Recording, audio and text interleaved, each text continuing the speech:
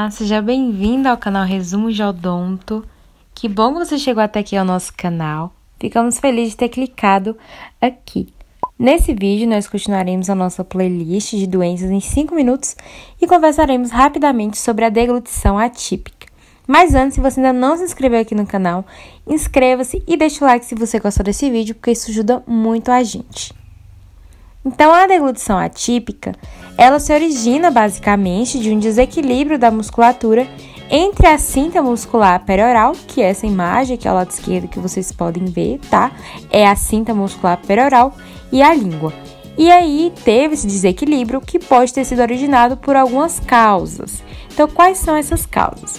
Dentre elas, o desequilíbrio do controle nervoso, acometendo principalmente crianças por um problema neurológico.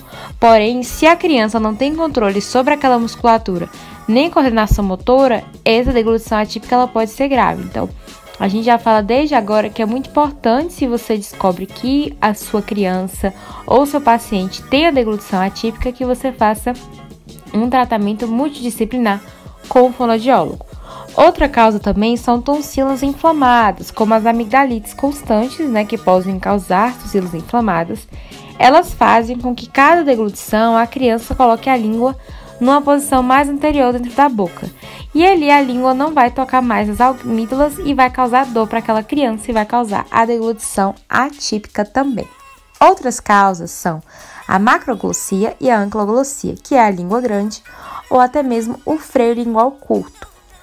O freio lingual também anormal, a língua presa, perdas precoces dentais e também diastemas dentes anteriores podem estar fazendo com que haja uma predisposição maior para ter uma deglutição atípica, tais como outros fatores simbióticos, como a sucção digital, que é quando a criança chupa o dedo, tá? Ou respira pela boca, e até mesmo hábitos alimentares inadequados na primeira infância. Então, desde agora a gente fala, que sempre a mulher gestante é importante, que a gestação ela já comece a estudar quais são os cuidados ali nos primeiros anos de vida com o bebê, principalmente durante a alimentação daquela criança, e para a mãe também estar procurando, um auxílio ali com o nutricionista. Mas beleza, vi as causas de uma deglutição atípica, mas qual é o diagnóstico? Então, o diagnóstico, ele deve ser necessário observar alguns aspectos no paciente. E quem vai observar isso? Primeiro de tudo, o seu dentista e também o fonoaudiólogo pediatra daquela criança.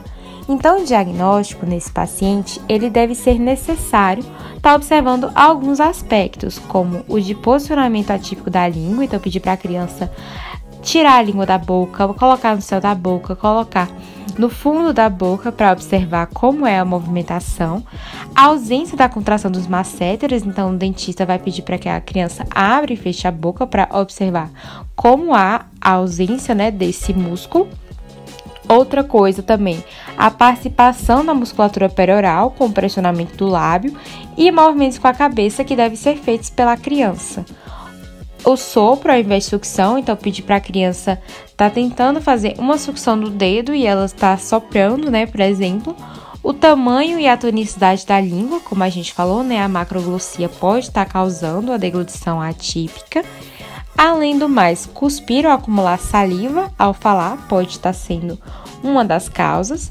E até mesmo uma baba noturna, dificuldade de digestão de alimentos sólidos, entre outros, são um diagnóstico que, quando junta o diagnóstico com a causa, pode-se observar que aquela criança tem uma deglutição atípica. Mas quais são os tipos de deglutição atípica? A deglutição atípica há de 2 tipos.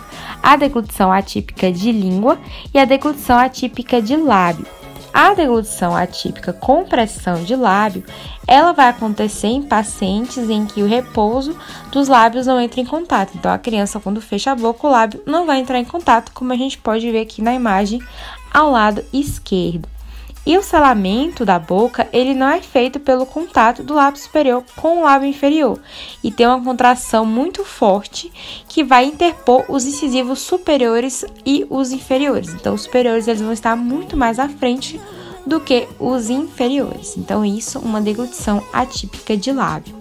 Já em contrapartida, a deglutição atípica de língua é quando os dentes não entram em contato. Então, aqui não tem mais a ver com o lábio, e sim com os dentes. Então, os superiores não vão estar sobrepondo os inferiores.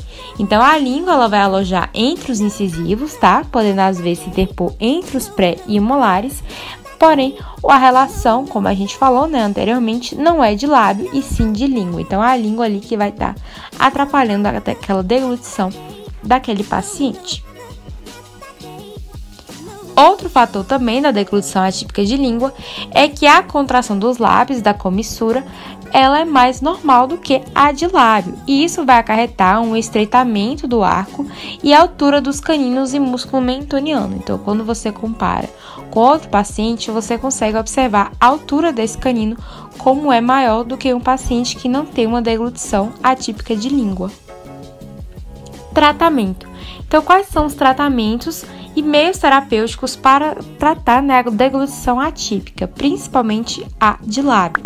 Existem alguns meios terapêuticos para fazer o tratamento da deglutição atípica, como os funcionais, que são realizados por fonoaudiólogos, né? Como a gente falou no início desse vídeo, é importante estar fazendo o encaminhamento para esse profissional, que são realizados para reeducar a musculatura envolvida na deglutição.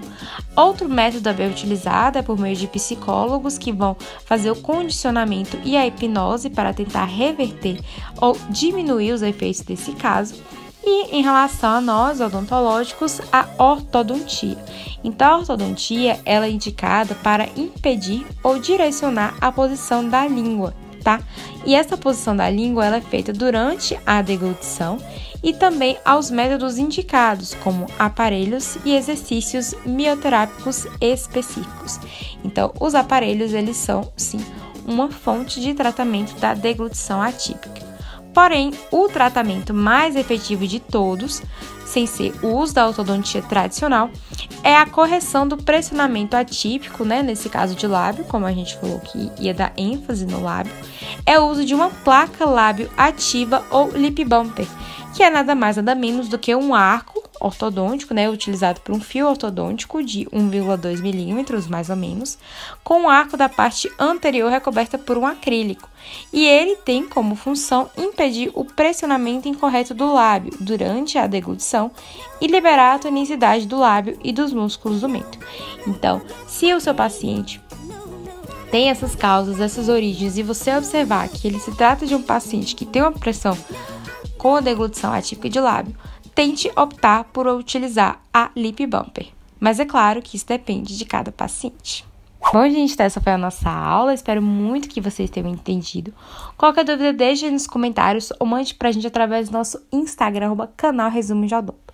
Um videozinho mais rápido, mas só um resumo para vocês relembrarem como funciona a deglutição atípica e como é importante o diagnóstico e o tratamento o mais cedo possível. Então é isso, valeu!